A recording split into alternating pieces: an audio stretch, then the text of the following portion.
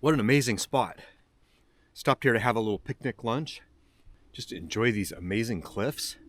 When you see all of these humongous boulders right at the bottom of this cliff, and then those sort of cut looking lines in the cliff itself, and you realize, okay, we know where those boulders came from.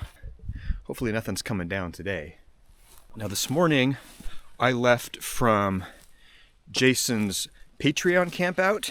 Yesterday we were up doing our Oregon Department of Fish and Wildlife sort of volunteer work camp activity, where we both thinned some invasive junipers and planted some beneficial bitterbrush, which provides winter forage for mule deer, elk, and other animals. Now I do already have a dedicated video about that out on the channel.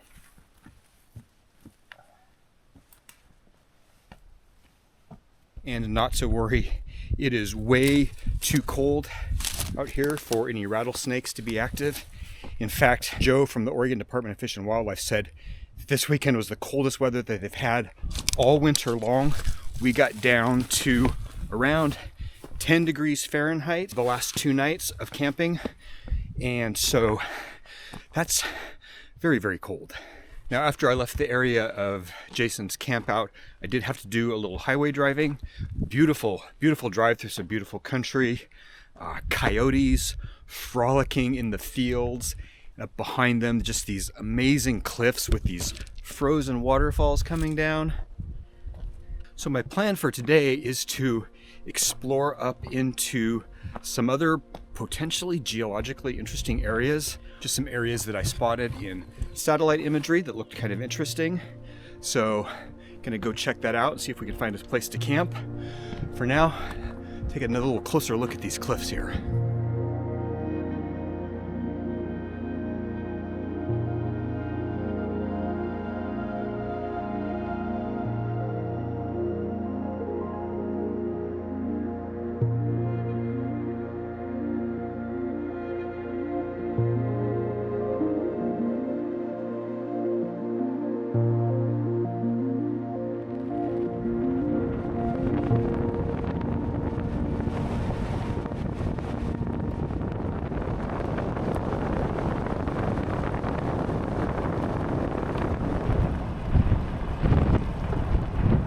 Now there is a lot of private land out this road, but it does connect to some BLM land.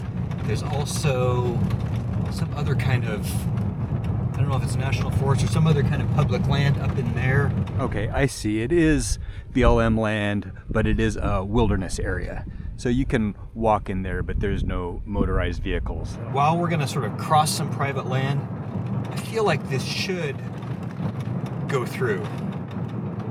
Famous last words, I've said that before. This is really beautiful. The river along one side and the cliffs on the other side.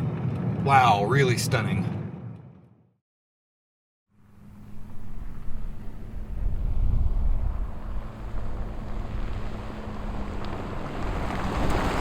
While I'm nowhere near the Owyhee Canyon here, with the river and these cliffs that are sort of like, oh, what's the word? I don't know how to describe those cliffs. You know, they've got like these columns and with spaces in between them. And it's a similar type of rock, clearly, as what you find down in the Owyhee Canyon. It's actually a type of volcanic rock, but it seems to be one that erodes a little more readily than the more harder like basalt and sort of black lava rock that just stays super rugged and jagged.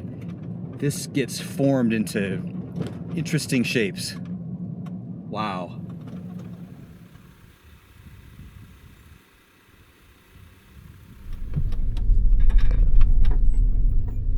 Okay, well this side at least clears up the fact that you should be able to get through.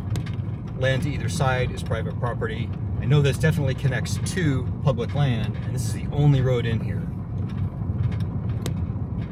Just gotta stay on the road. Well, supposedly the road ends according to that very big sign. I don't know if that's legit or not. Maybe I'll check in with the BLM on that. I did actually check on this when I got home, and looking at the BLM's own maps, they do show the road ending right there at that sign. So that was legit. I don't like it, but there's definitely no easement to provide access to the BLM land beyond. And I've scoured the map but cannot find any other road that connects into that public land. Well, I do have another area. It was going to be tomorrow's adventure, and it's not that far from here, so I'm just going to move on to that. And that looks like it is 100% BLM. I don't anticipate any issues with that. Knock on whatever wood I have in here.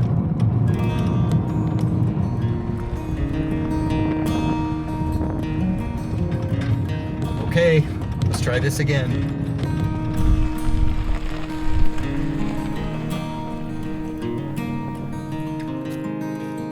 This sign seems to be a good sign. My optimistic reading of this sign earlier was incorrect, but this looks much more promising.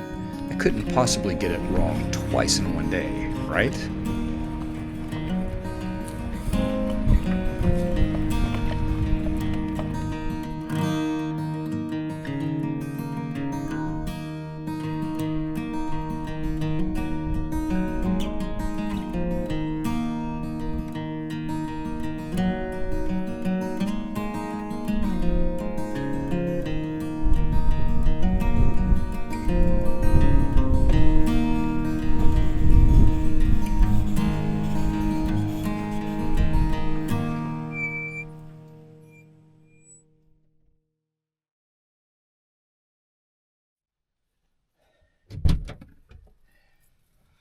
Well, I drove up this little side road. I could see it was a dead end, but when I had researched this trip, it looked like there was something up here. It seems to be a family cemetery.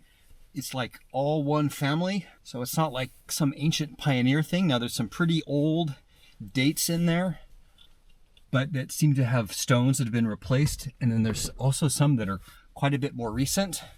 So since it's not like an ancient pioneer sort of thing, out of respect for the family, I haven't shared the names on those, but we are fully on BLM land here. There's no signage at all on this little road, so I feel it was legit to drive up here. I just didn't know that it was such a sort of specific and relatively recent cemetery. Man, what a beautiful place to be laid to rest, looking out over this gorgeous valley.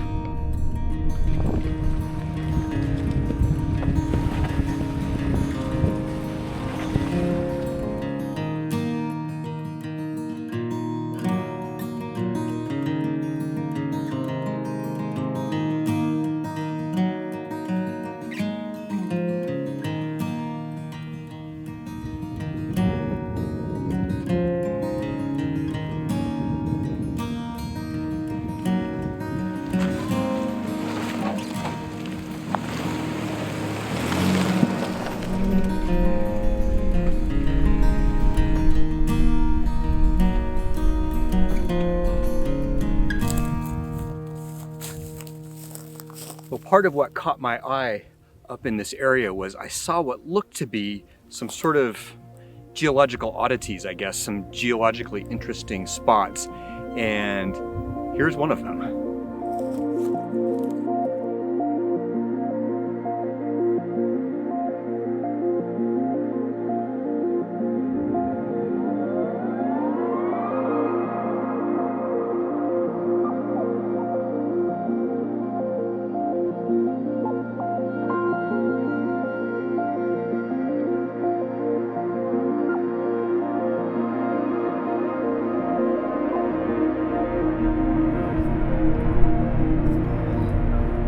Well, as the sun gets lower, that wind is getting pretty cold. It's getting late in the day, so I'm going to talk about that geological feature while I keep making progress, so I can hopefully find a campsite before dark here. Now, I don't know what that is. I could just see in the satellite imagery that it looked like something kind of interesting. And you can see that, you know, those hills, unlike all the other hills, there's no grass, there's no trees, there's nothing. It's just this lifeless, barren area with some, you know, bands of color. Now it kind of brings to mind the Painted Hills area, and we are sort of in the same region of Oregon where there are these other geological oddities, I guess. So it looks like it could be that very similar sort of ashy clay deposit that just nothing grows in it. Now that's not quite as striking as the Painted Hills area and some of the other spots around Painted Hills, but I was just curious to take a look at it, and it's pretty neat. It's kind of sitting in a little valley, and the wind is rushing down that valley, so I'm gonna see if I can find something a little more protected for tonight. It is very, very cold, even though that sun is shining bright. It's icy everywhere. The puddles are frozen over. Even the creeks are partially frozen over. The water's flowing through, but like underneath the ice. So if we could get something that at least there's no wind, I'm sure it's going to be another cold one tonight.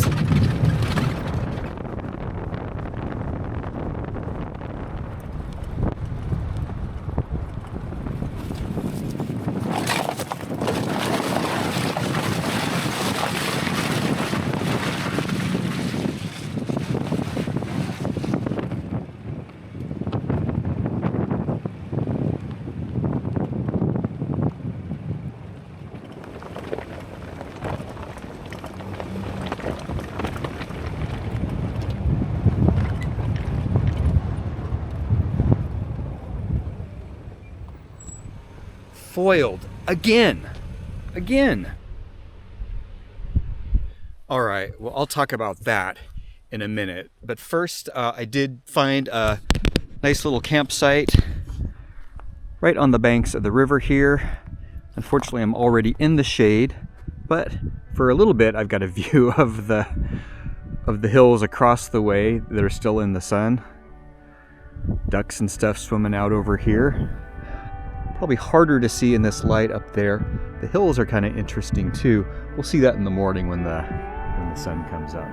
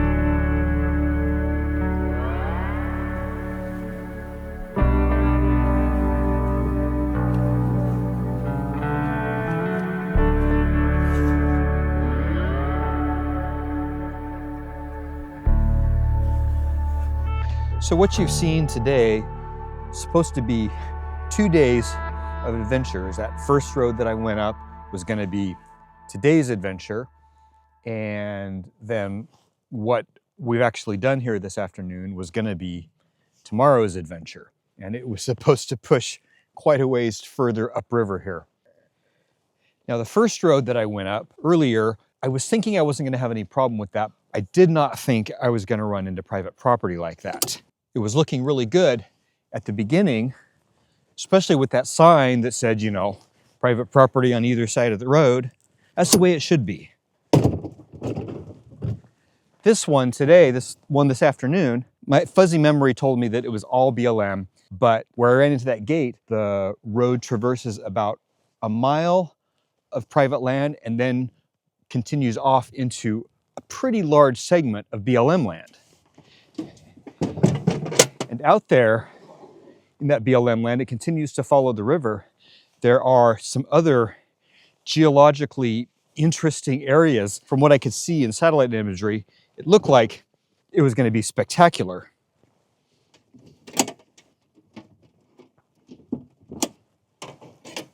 And I did just double check the map so I could see, you know, how much of that was private land, about a mile, and, you know, what lie beyond. And then I looked further to see if there was any other way to get in there on any other roads. And because there's some roads that sort of span out across the BLM land beyond that private land, but there's no way to get there. They don't connect to anything. They're all dead ends. This road out here is the road into that area. So another swath of public land with some really interesting areas following this river. Forget about it.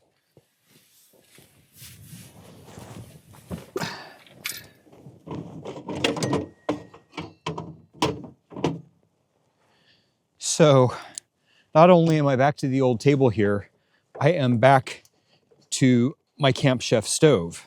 Now, part of why I stopped using this is that it's just so big. And once I decided that I was gonna no longer use my tire table, it was an interesting experiment, but I was just ultimately not happy with how that turned out. And I started looking at other stoves, other things I could do, maybe even stoves that I could build into some other kind of table. And then ultimately I was like, what am I doing? I have this great stove. This stove works so well. It's the best stove I've ever used. It does fine in the wind. It's super powerful. It brings my water to a boil in a fraction of the time that little backpacking stove does. And I can cook my vegetables on one and my meat in the other if I want to. Now, it's big.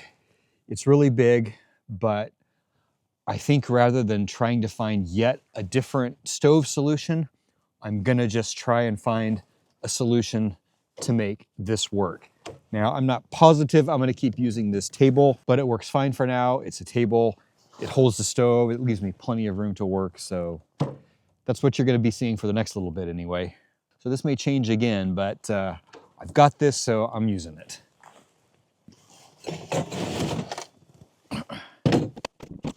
Now, with everything that's gone on, I have not had an opportunity to figure out a better way to get the heat from the heater into the camper. So I am still using my rinky-dink back wall here made out of foam insulation.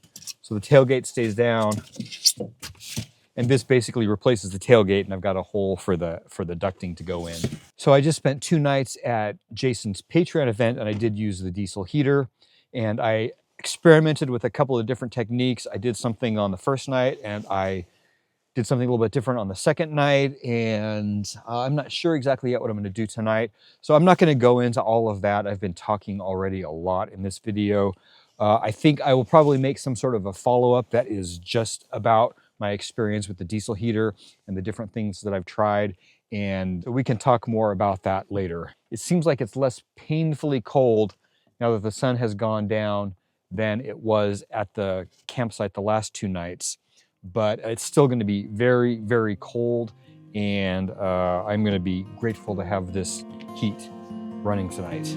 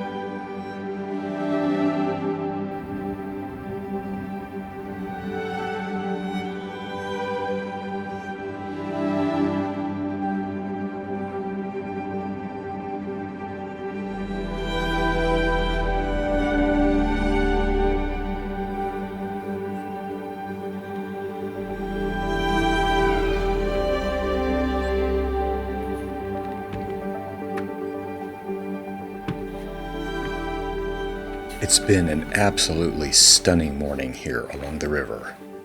This adventure definitely did not go quite according to plan, but overall, I cannot complain. There's always beauty and serenity to be found wherever I end up. I hope you've enjoyed this excursion as much as I have. It's time to air up and head home.